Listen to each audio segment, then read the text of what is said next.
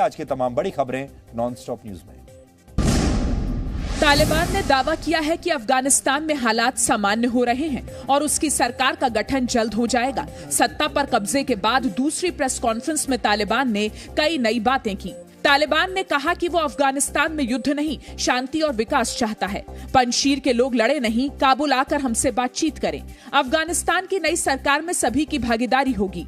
नौकरी पेशा महिलाएं घर पर ही रहें, उन्हें घर पर ही सैलरी देंगे। तालिबान लड़ाकों को औरतों से बात करने की ट्रेनिंग दी जाएगी। तालिबान ने दुनिया के संगठनों से सहयोग मांगा। वहीं अमेरिका को 31 अगस्त तक वापसी का अल्टीमेटम दिया। They have announced that they withdraw all their forces by August 31st. They should abide by their announcement. In that case, it is up to our leadership to decide how to proceed and what to do. Taliban ने America पर अफगानियों को देश छोड़ने के लिए उकसाने का आरोप लगाया। काबुल एयरपोर्ट पर फायरिंग के लिए भी अमेरिका को जिम्मेदार ठहराया। वहीं काबुल में मौजूद वियोन संवाददाता अनस मलिक ने मुल्ला बरादर की कल काबुल में CIA डायरेक्टर से मीटिंग पर सवाल पूछा तो तालिबान ने इसकी पुष्टि से इनकार कर दिया। We cannot confirm that Mullah Baradar has met with the CIA director. Afghanistan से भारतीय विमान आज 78 और लोगों को लेकर भारत आया।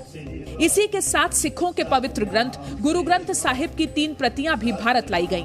इनकी अगवानी करने केंद्रीय मंत्री हरदीप पुरी खुद एयरपोर्ट पहुंचे। हरदीप पुरी ने सिख परंपरा निभाते हुए गुरु ग्रंथ साहिब की प्रतियों को सिर पर रखकर रिसीव किया। हरदीप पुरी के साथ सिख शरणार्थी और दिल्ली का सिख समुदाय फूलों से सजी बस में पवित्र प्रतियों को दिल्ली के अर्जन देव गुरुद्वारे लेकर पहुंचा, जहां विधिवत समारोह के बाद गुरु ग्रंथ साहिब की प्रतियां स्थापित की गईं। गुरु ग्रंथ साहिब के स्वरूप जो 3 लाए गए, it was personally a very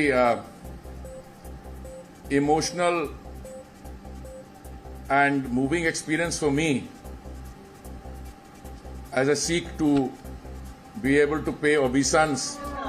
Guru Granth Sahib की ये 3 प्रतियां अफगानिस्तान के 3 अलग अलग गुरुद्वारों में थीं। तालिबान के कब्जे के बाद इन्हें नुकसान पहुंचाए जाने का डर था। सरकार ने बताया कि अफगानिस्तान से अब तक 626 लोगों को भारत लाया जा चुका है। इनमें से 228 लोग भारतीय हैं। अब तक 77 सिखों की वापसी हुई है।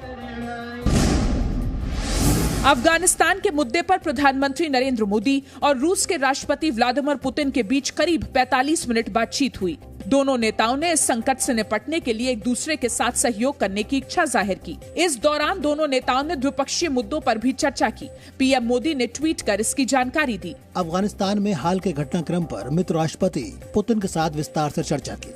हमने द्विपक्षीय एजेंडे के मुद्दे पर भी चर्चा की। इसमें कोविड-19 के खिलाफ भारत रूस के बीच सहयोग शामिल है। महत्वपूर्ण मुद्दों पर करीबी परामर्श जारी रखने पर भी हम दोनों के बीच सहमति हुई। वहीं जिनेवा में अफगानिस्तान संकट पर संयुक्त राष्ट्र मानवाधिकार परिषद का स्पेशल सेशन हुआ। भारत ने मानवाधिकार हनन पर चिंता जताई। संयुक्त राष्ट्र में भारत के प्रतिनिधि इंद्रमणि पांडे ने पाकिस्तान की भूमिका पर सवाल उठाते हुए कहा कि लश्कर और जैश जैसे आतंकी संगठन अफगानिस्तान का इस्तेमाल न करें। अफगानिस्तान के मुद्दे पर G7 देशों की बैठक भी हो रही है। पाकिस्तान के प्रधानमंत्री इमरान खान की पार्टी की एक नेता ने कश्मीर को लेकर विवादित बयान दिया है। पाकिस्तान तहरीक इंसाफ पार्टी की नेता नीलम इरशाद ने कहा कि तालिबान पाकिस्तान के साथ है। तालिबान आएगा और वो कश्मीर जीतकर पाकिस्तान को सौंप देगा। तालिबान हमें कहते हैं हम आपके साथ हैं और इंशाल्लाह वो आके हमारे साथ कश्मीर फतह करके देंगे। वहीं श्रीनगर में आज गुपकार गठबंधन की बैठक हुई। फारूक अब्दुल्ला के घर हुई बैठक में अनुच्छेद 370 और 35A की दोबारा बहाली की बात कही गई। इसे लेकर एक प्रस्ताव भी पास किया गया। हम जीना चाहते हैं बाकी लोगों की तरह सर उठाकर। हम बेइज्जती की जिंदगी नहीं चाहते और मौजूदा सरकार ने ये तहिया किया है कि हमें बेइज्जत किया जाए। हमारी बेइज्जती को वो अपनी शान समझते हैं जो हमें मंजूर है। महाराष्ट्र के मुख्यमंत्री उद्धव ठाकरे पर विवादित बयान देने के मामले में गिरफ्तार केंद्रीय मंत्री नारायण राणे को कल रायगढ़ कोर्ट में पेश किया जाएगा। कल ही बॉम्बे हाई कोर्ट में उनकी जमानत याचिका पर भी सुनवाई होगी। आज नारायण राणे को रत्नागिरी में खाना खाने के दौरान गिरफ्तार किया गया था।